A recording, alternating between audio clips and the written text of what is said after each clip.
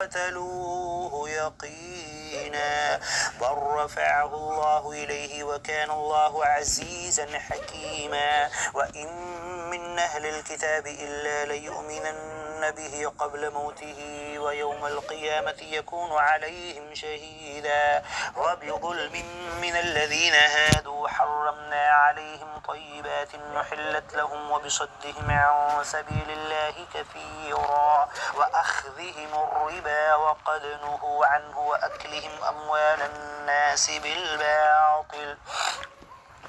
وأعتدنا للكافرين منهم عذابا أليما لكن الراسخون في العلم منهم والمؤمنون يؤمنون بما أنزل إليك وما أنزل من قبلك والمقيمين الصلاة والمؤتون الزكاة والمؤمنون بالله واليوم الآخر أولئك سنؤتيهم أجرا عظيما إنا أوحينا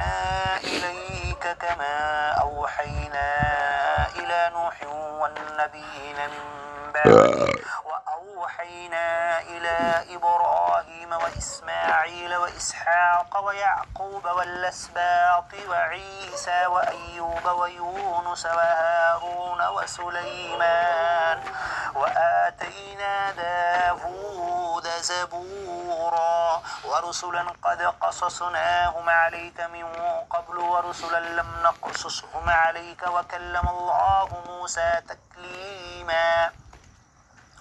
رسلا مبشرين ومنذرين لئلا يكون للناس على الله حجة بعد الرسل وكان الله عزيزا حكيما لكن الله يشهد بما أنزل إليك أنزله بعلمه